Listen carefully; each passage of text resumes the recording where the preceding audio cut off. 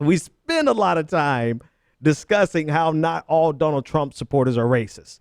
And I think that's a reasonable statement. I think it's completely irresponsible and it's a reductionist to say that all Donald Trump supporters are racist. It's completely not the case, right? I said in a room full of people, I would say 90% of them were not racist, right? Most of them were just good people with wrong information and very proud of wrong information, right? That's their sin. They're not racist. They just love misinformation. But we spend so much time talking about how many of them are not racist. And I think racist is too narrow of a word. But bigoted doesn't have enough impact because they are simultaneously racist, misogynistic, homophobic, and xenophobic. They are like all the above, all inclusive.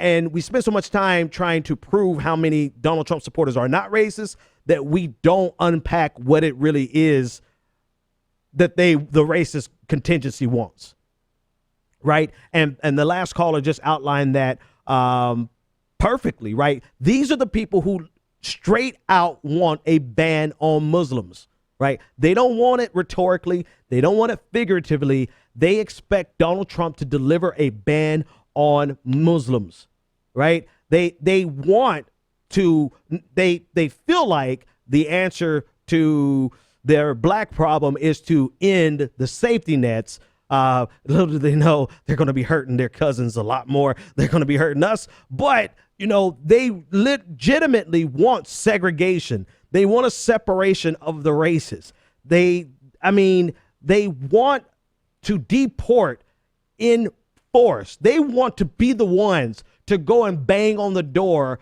of undocumented workers or illegal immigrants. They want to be the one to kick down the door and deport them back to Mexico. This is what their wet dreams are comprised of. So let's not pretend that just because not all of Donald Trump supporters are racist, that there is not a pure bigoted, I mean, when I say pure, I mean heroin pure, bigoted group of assholes that support Donald Trump. And that's all they get off on. They don't care about the economics. Look at it. They don't care about them. They're making decent money, right? You look at Donald Trump supporters. The median income is $72,000, which is pretty decent in the right city. That's a great living in the right city. So they don't care about any of his economic policies.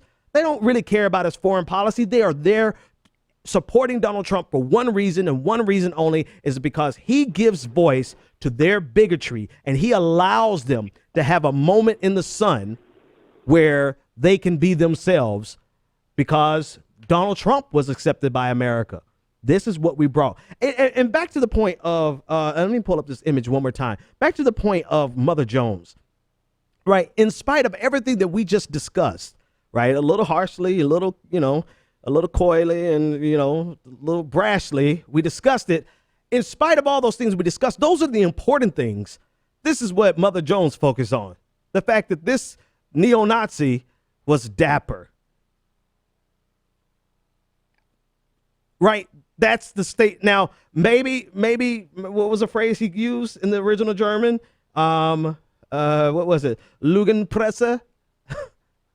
I mean, maybe they are ridiculous. Maybe they are idiots. Because if this is what they're going to report on, then yes, they deserve that title. Instead of breaking down the reality of this existence, this still being in existence in America.